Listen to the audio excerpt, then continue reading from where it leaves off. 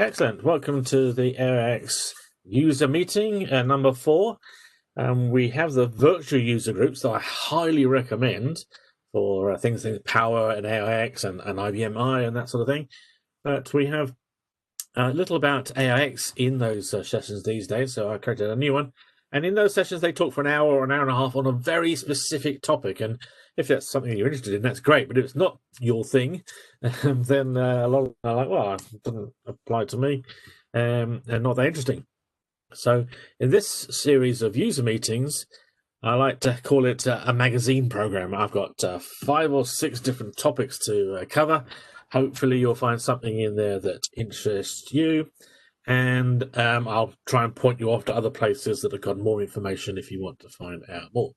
Or you can get in contact with me. I'm Mr.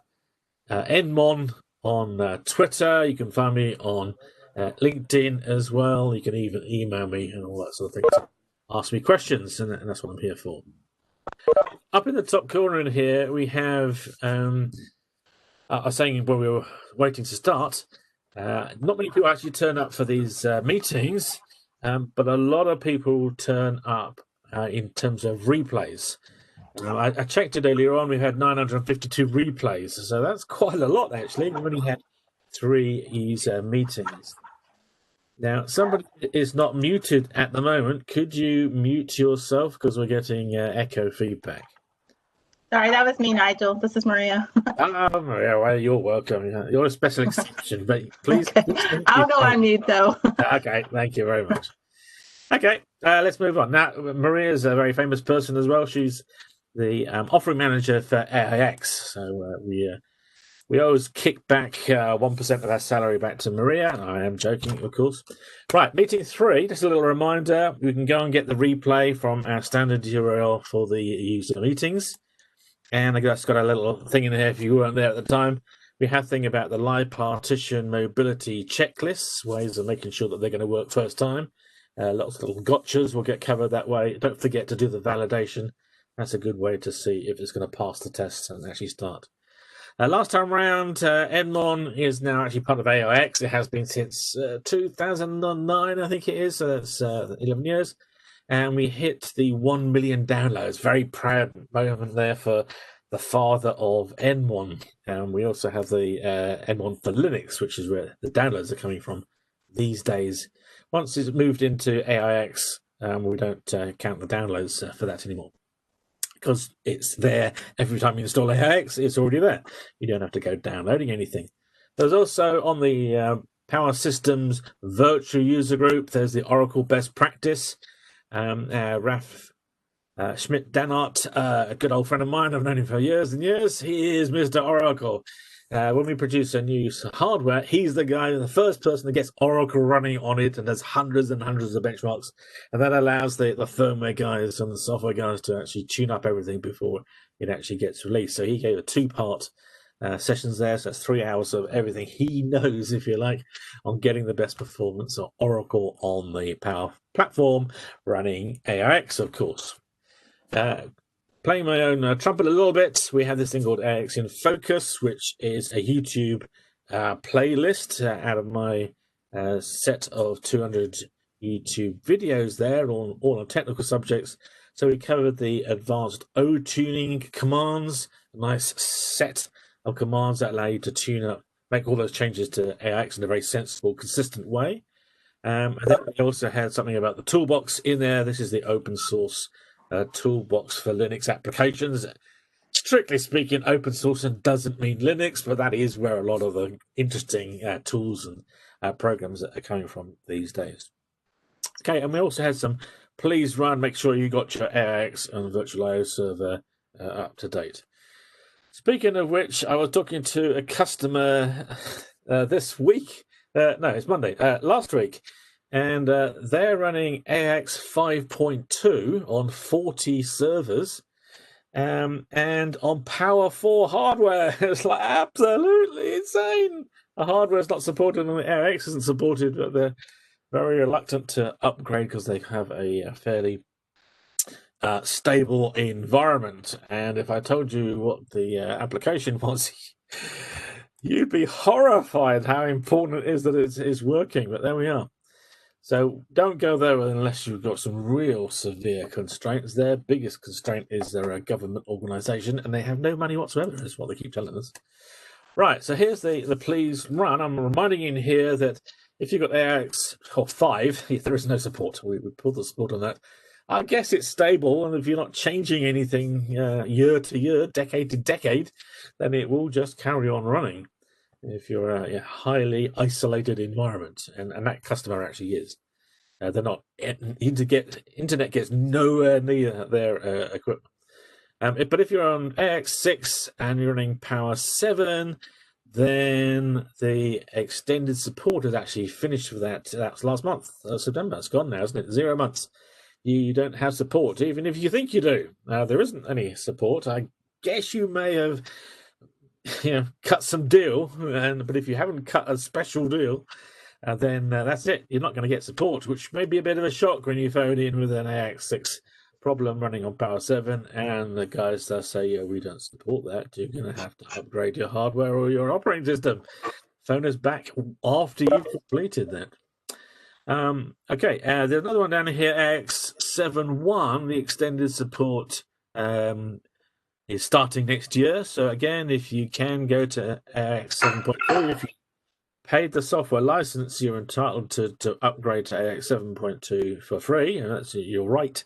And then you don't have to worry about extended support, which is at a higher price than the regular support. Okay, and you can see down in here, we're currently on the latest and best AIX 7.2 TL4. Last year, that came out in December. The previous December, TL3 came out, and the previous December, TLT2 came out. If you can, mute yourself. I can hear some feedback with the microphones. And as you can imagine, every year there's a TL coming out, and we may well announce in the next month or so, TL5 will be coming out in this quarter. Let's move on. If you're on VIOS Server 2.1, then, sorry, 2.2 or something like 2.1 or 2.2, then the end of standard support has actually finished last month. Again, this means if you got VIOS Server 2.2, then that means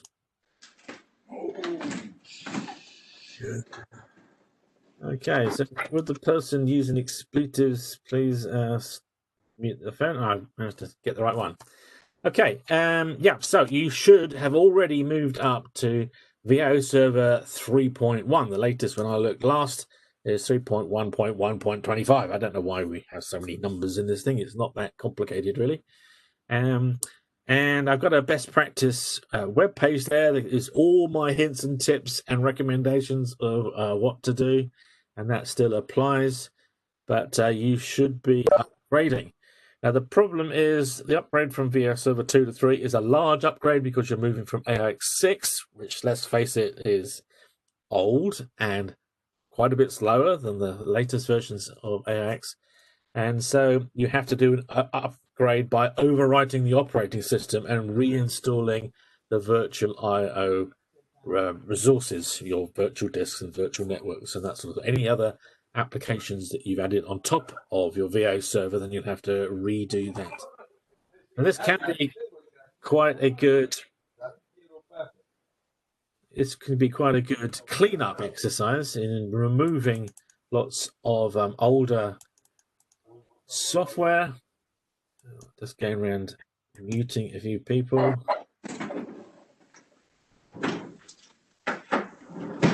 No, it's not working. If you can, mute yourself if you're on the line. And so if you move on, so yep, you're out of time. You have to go for extended support if you want to stay there.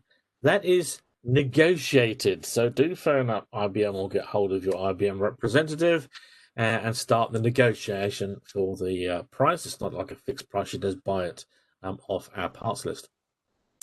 And I'm letting people know this again and again and again, because if you go unsupported and it all goes horribly wrong, that could cost you your job. bottom line, and that's the reason why you should be pressing your computer department to get those upgrades done. And I'm quite happy to engage if you've got any questions or quibbles, or you've decided which way to do the upgrade. You can put me on the phone and I'll do a sanity check and say, is that, I think it's a good idea or not. Right, now in the UK we have this Think Digital Summit. It's an online conference, and most surprisingly, this is from IBM, it's free. Yeah, it doesn't compute with a lot of people. But there we are. That's usually a bit of a joke. So that's, I'm going to say it's tomorrow, but it's actually Wednesday, isn't it? Wednesday, UK time in the morning. You can register for that and get access to it. And this is the list of topics in here. Most of them are fairly hot topics these days. But perhaps looking at the terrible pandemic going on at the moment, there's an opportunity to do things differently in the future. A lot of people working at home is the big thing, isn't it? I was working at home anyway most of the time, but I haven't actually been to the office for 6 months now. Well, one of them is a bit vague in here. At 11:15, it says Rethinking the Mayflower, which is one thing when you go to conferences, you've got to get a punchy title, so that's quite interesting, but it should include what it's about. So there's a Mayflower ship that sailed from the UK to America in the very, very early days of America. I think a lot of the founding fathers took that ship. And so they've got a new ship they're calling the Mayflower, and it's in the UK, and it's going to sail to America. And you think, big deal. Well, the idea is there's nobody on board, and it's all being controlled by artificial intelligence and remote computer engines, letting it decide which way to go. So it's actually got solar panels on it, and it's going to power itself across the ocean. And to be honest, whenever you think of a shipping accident, it's all down to the people. That somebody didn't do the, avoid the rocks or the sandbank, or they crashed into another ship, and you're thinking maybe some artificial intelligence needed here rather than wet intelligence if they're not that intelligent. So that's an interesting project they're running, and I can see that going for completely changing the shipping industry. Imagine if they're all AI controlled and every ship knew where every other ship was over 30 feet long or something, and then we could just avoid all the accidents completely. It's a little bit like the problem with artificial intelligence with cars, but that's fairly chaotic, and there's millions of them, and the number of ships is not such a big number, and the ocean's pretty big. We should be able to get them to avoid each other by 200 miles most of the time. But anyway, that's the conference. It's free. If you want to have a look at that, please do. Click the wrong button. There we go. Over we go. Yeah. There's a thing called Performance Manager for AIX. There's another one, Performance Manager for IBM I, and this is a service we are offering, and that has actually been stopped now. I think it's at the end of September. And so if you're using that, you may have decided, like, where's my reports gone, and start complaining, or maybe you haven't actually noticed. We do have an alternative that we're recommending to people. The PM for AIX and IBM I got a little bit out of date, so we can now recommend you go back to the people who actually wrote it for IBM. They have a very similar product that does remote monitoring. You start an agent, it sends all the data back to IBM. It goes through, well, this was 15, 20 years ago. It goes through an artificial intelligence engine. It goes through some programs that look through your performance data and your configuration data and your security settings, and then recommends things and draws automatic graphs. And a lot of people have used these in the past for doing their server consolidation and upgrading machines when they can see the graph looks like they're going to hit the top of the box in the next 3 months. They can plan an upgrade without having to suffer bad performance and getting there. So if that hasn't caught you out already, go and have a look, see if you're using it. Right, now, this is, oh dear, there's a spelling mistake on there. Instead of EST, it should be REST API.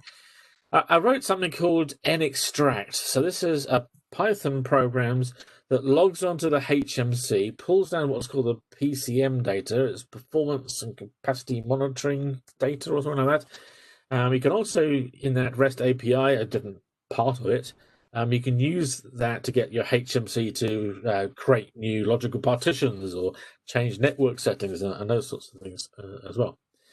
But I was interested in it primarily because I was trying to extract the temperature and the watts, the electricity used by our servers.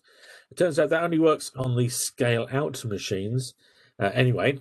But then I added to nextract gathering the performance stats for the server level, the logical partition level. We can also get stats for the shared storage pool. If you're using one of those, the shared storage pool operates on the VIO servers to give you virtual disks.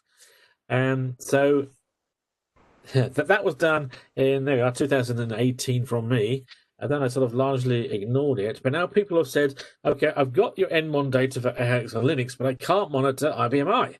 And I would like to have a look at the server level. Now, you can do that with njmon, but they'd actually like to actually get that HMC data. So I got out nextract again, made a few subtle changes, and made sure that InfluxDB and Grafana can actually graph that data. And so that's all happening now.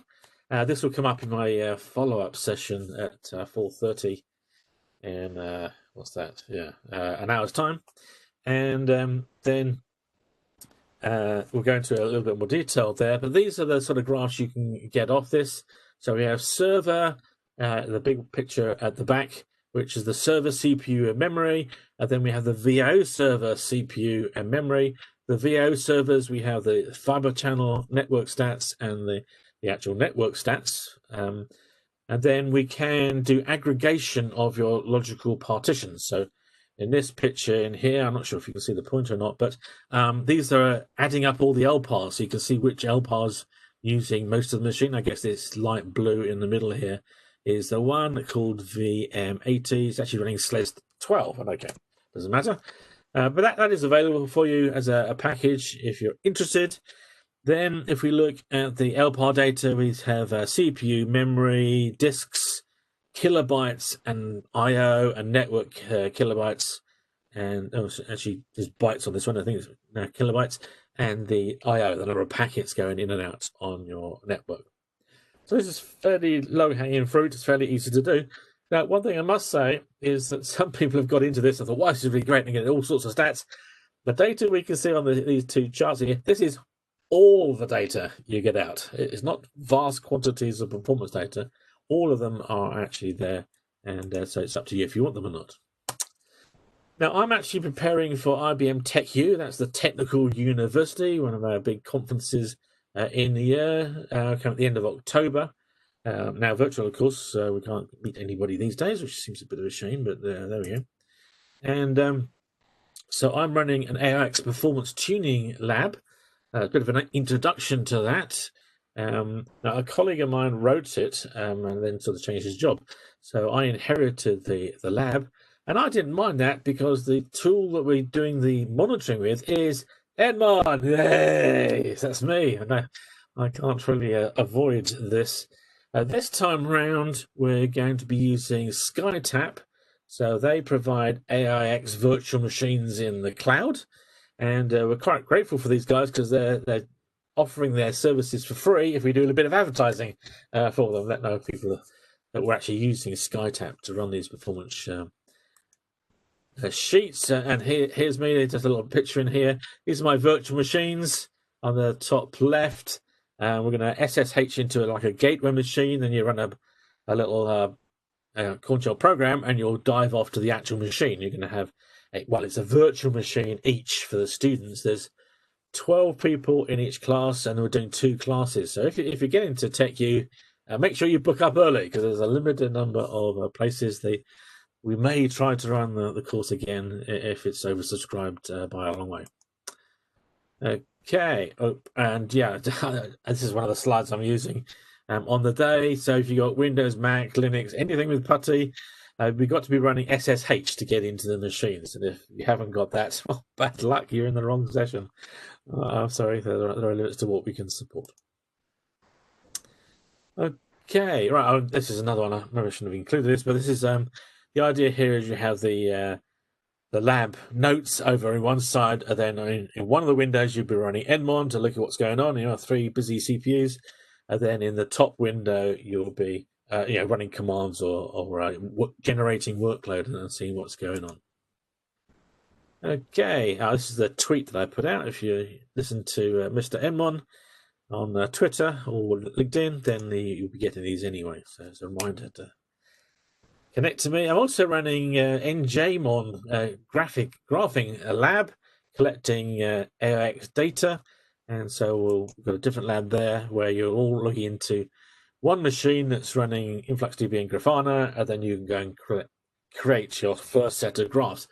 The idea being that in an hour you'll suddenly realize, oh, I understand what's going on here. I can create graphs, and then you can create your own template with exactly what you want. Now, we do provide templates, but it's my favorite set of things to look at. But if you've got other things you want to look at, then you can just create your own graphs, change the colors, change it to pie charts or whatever you want. You'll know how to do that. Here's just an example of what we're actually doing.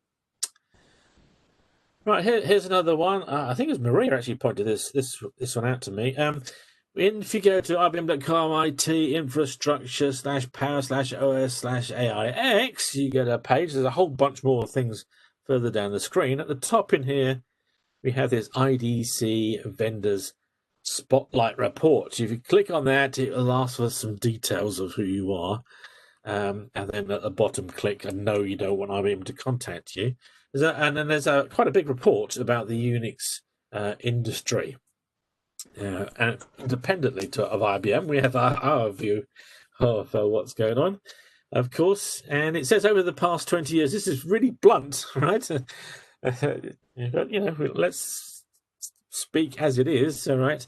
The past 20 years, AIX has transitioned from being a multi-purpose operating system to be dominating the service market in the large end of the business. And so the revenue for Unix servers has come down over the years. And if that's like a bit depressing for somebody who does a lot of Unix, but you'll see it's leveling out at $2.5 billion a year. It's not disappearing. The first half of that kind of made it look like it was going to disappear, but we stabilized at $2.5 billion. And in the Unix marketplace, of course, a lot of the small players have been bought by bigger players like IBM, where we bought Sequence, for example, and we inherited their technology that's actually gone in to strengthen our own power technology. But there's only really 2 competitors left out there. There's a lot of very small Unix vendors that have just disappeared. Nobody wanted to buy them in the end, and they just went bankrupt. It's a sad story, but AIX has been going up and up and up in its popularity. 15 years ago, I was running AIX workshops for Unix system admin guys. And off the record, it used to be called Unix for Solaris bigots. It was the in-house name. Sorry about that. We inherited a lot of people from Solaris, and there's HPUX is still out there as well. But I would guess, just my personal, it's on the next chart. So if you like, Unix used to do lots of workstations. We used to have Unix AIX on a laptop, for example. Well, we've given that up, if you like. The low end of the business is now PCs with Intel and typically running Linux if you're doing any sort of server workload, or you're using it as your workstation on your laptop that you carry around all day. A lot of people using Red Hat, for example. That's fine. The AIX, if you like, has gone up to the big iron, the mission critical workloads, big servers, large CPUs and memory, big long time roadmap. People want to put in a service that's running their entire company for 10 years. They don't want to go up and changing it. And we can guarantee those sorts of things with AIX. The cost of changing, moving from Solaris to HPX is quite a heavy jump to make to AIX. And the point of the course was it's not too bad, actually, guys. And it's been made even easier now that the power computers run for in little endian, for example. Okay, so in my humble opinion, Oracle bought Sun and ruined it. It was sad to see. The rumor has it in those days that IBM looked at Sun and decided not to buy it. We didn't see how it could make sense or even make money. And then HPUX, HP went for the Intel Itanium, or the Intel Titanic as it became. It slipped and slipped and slipped until it was like about 8 years too late. Then it got ditched, or unless maybe somebody's still running out there. IBM was quite worried about Itanium in the early days. We actually had AIX running on it, and we could have sold you a box running it with AIX. We sold 2 copies of that machine, one to IBM UK and one to IBM France, and that was the sum total. The big thing that's missing when you do those sorts of things is the applications. Unless you have Itanium on power applications, there's very little point in going to that combination. The power, I don't know what it was in those days, maybe POWER7, but now on POWER9, of course, looked at the Itanium design, and they said, well, we looked at that sort of design of the instruction set and the way it performs for power computers. We decided we couldn't get that to run fast enough. They use very long instructions in a particular way. And so we decided not to do that, so it wasn't that much of a surprise that the Itanium never took off. And I guess Intel made some mistakes, didn't they, by claiming if you wanted 64-bit, you had to run Itanium. And then it had a slower mode where it could run the old x86 applications, which is the worst of both worlds. Okay, and I've already mentioned the small end of the business for Linux and smaller servers. That's fine. AIX moved up to the high ground to the very big machines running Power VM. Oh, just to blow up into that diagram. But there was something else I was going to say about that. I don't quite remember what it was. Oh, well, yeah, maybe it's on the next slide. We're looking at, here we go. So when we say big, we mean 24 CPUs. That's the smallest computer we have in the power range. Now, that's what we call the scale-out models, the ES924. And we can produce smaller computers by taking out bits of the basic box, all right? But that's the sort of starter pack, up to 4 terabytes. Remember, in our enterprise machines go up to need 200 CPUs and 64 terabytes of RAM. So that's what we call the big end. And the Power 10 chip has just been covered in the Hot Chips organization and conference. And so we can talk a little bit about that. We know that it's going to have 15 cores. It's actually going to have 16. But if you look at the yields of how many, when you're producing your computers, quite a lot of them come out with like one of the CPUs just won't quite reach the top gigahertz that you need to sell it in a server. But there's loads and loads of ones with just one core missing. So if you like, with Power 9, we aimed at 12, and they're quite hard to make, but we can make lots of 11 core CPUs. So with Power 10, that's what we're going to do. We're just going to say the top end is 15 cores, and that gives us much better yields for producing the CPUs, which at the end of the day reduces the price of the machines. And it looks like the low-end servers, they will have 2 processor sockets, but in each of those sockets will be actually 2 Power 10 chips, and so we'll be running at, well, if they have all 15, then they'll be running at 60 cores. That will be the new low-end machine starting next year or in the following year.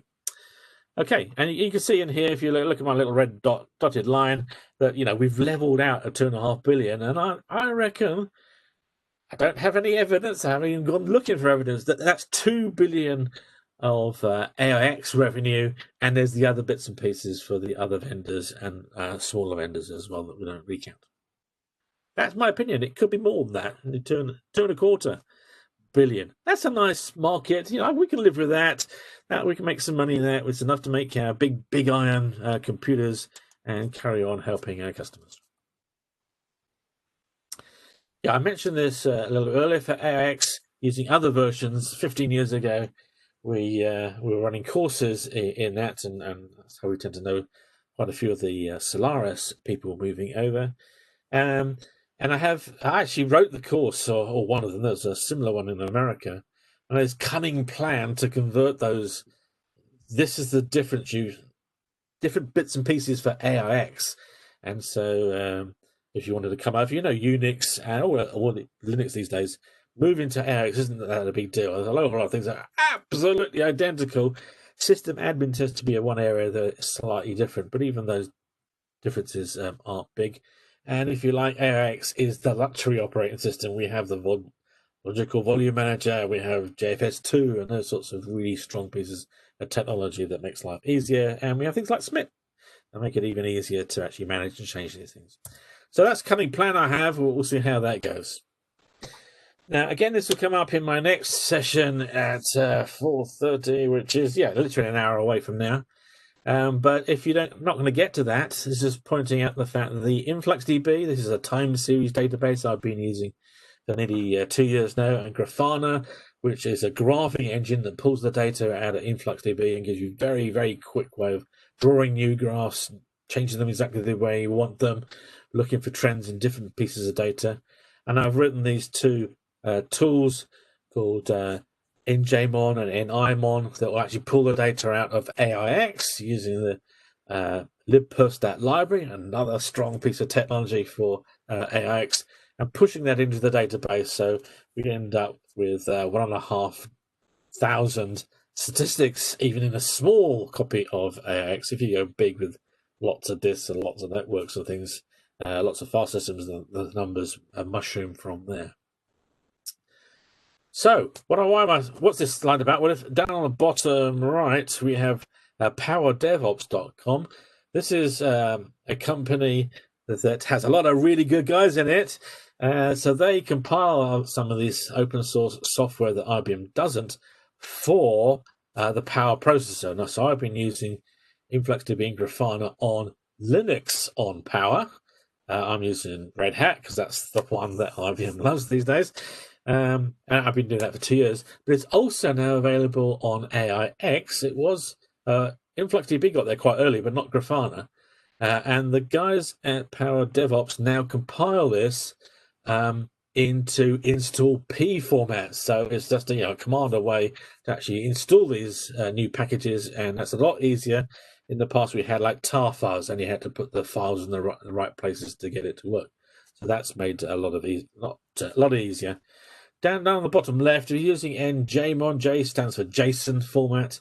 So if you're generating the JSON format, then you'll need Python on your AIX machine to do the inserting of the data, and you'll be using the InfluxDB client Python module to do that. If you're using nimon, then you're not dealing with JSON data. The tool actually squirts the data straight into InfluxDB with no JSON in between. Okay, so that's out there now for AIX, and that's a really nice thing to say. I did try it initially when we had to fiddle about with moving the files to the right place. I haven't tried it since they've upgraded to install P format, which, as far as I could tell, was in the past month. So that they're keeping these things up to date for us and helping us out. Now, a couple of little things I hear from Maria, but there's updates about AIX tomorrow, so our timing is horribly wrong, and I'm not going to say anything. That's exactly right. We have can you hear me? Yes, we can. Yeah. Okay, good. Yeah, we will be announcing our fourth quarter product updates tomorrow, so we're a day early here to talk about anything specific. But we do have updates coming for AIX plus all the other software products, Power VC, Power HA, Power SC, all of them. So maybe we can talk about that next week. Next month. Okay, we'll have a look and maybe have a try at something or two by then. Yeah. Yep. Okay, so it's unfortunate with my timing here. One thing I've noticed that trying to give the sessions on the first Monday of the month is a nightmare because everybody's doing webinars that day, and I think the Americans have had 2 bank holidays as well. So we'll do the first Wednesday of the month next time around. We'll have to wait and see. If anybody's got an opinion, let me know which is a good day for you. Not Friday, I guess, is the thing I'm going to try. Yeah. Monday's a little challenging. Yeah, and yeah, you're early in the morning in America. Yeah, that's true. Yeah. Okay. I guess the afternoon would be okay, but early in the morning is a little difficult. Yeah, I'm certainly not that awake at 6 o'clock in the morning. Yeah. That's for sure. I'm a bit of a slow starter, and then I work late, but okay. One thing I got recently asked about is AME for Linux on Power 9. Is that possible, and when is it going to be available? And the answer is, well, I emailed back the guy saying, ha, ha, ha, ha, ha, ha, ha, ha. And the answer is no. AME, the Active Memory Expansion, is an AIX operating system feature. It's not really a feature of the hardware. Maybe the hardware helps out a little bit, but it's an AIX feature. So that's not going to move to Linux. Now, ironically, the Linux guys, they can see a good thing when we came up with this, and it literally, for a lot of workloads, lets you double your memory at very, very low costs. The low cost is mainly because it came out years ago and nobody's put up the price. And I shouldn't maybe telling Maria that, because Maria might decide to put the price up. But anyway, it's very low cost now compared to before. I was going to say, it's got new features in it supporting bigger memory pages and those sorts of things. There's a video out there on that I updated as well. But the Linux guys thought this is really good, and they actually started 2 different projects to add that to Linux, both of which didn't complete, as far as I can work out. Was just not available on Linux. And Linux is good for what it's good at, but of course there's some things it can't do. Sustained amount of workload. Sorry, they can't commit the development team to actually develop something and get it out by a particular date. They'll have to give it a try, and if they lose interest, well, it just doesn't happen. So there you go. AME, nice piece of AIX engineering. It's not available on Linux, even though it's proved very good over the years. Okay, so that's the end of this one. What are we? 38 minutes. That's not too bad. It's difficult for me to stop talking. Next one, well, maybe in November. We haven't decided the date for it, so I'm not going to announce that now. If you go to the websites, it'll appear there, and I put out things on Twitter and LinkedIn. If you want to contact me and get on my following list for those, then you'll be told when they're actually available. And in 40 minutes or so, we got the njmon user meeting starting up on the same channel. So so Maria can get a bacon sandwich in, get an hour's half an hour sleep, and come back and watch the next bit if you really want to. Yeah. Yeah, this is good. Thanks, Nigel. I think there's a question in the chat there. Oh, you see it there? Good.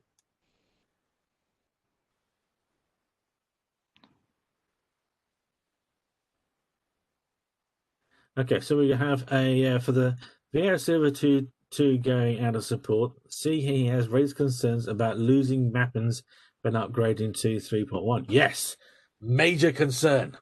So IBM designed the upgrade process. They tested it for 2 years. Then they let it out the door to people like me, and we came up, all sorts of things didn't work, and they fixed all the problems. And now it's been out for nearly another year. And so you'll find there was a couple of little updates to 2.2.6 that were catching all the little tricky problems with odd combinations and things. But it's part of the process to actually, it's the actual backup process of the VIOS server itself, of all its own data.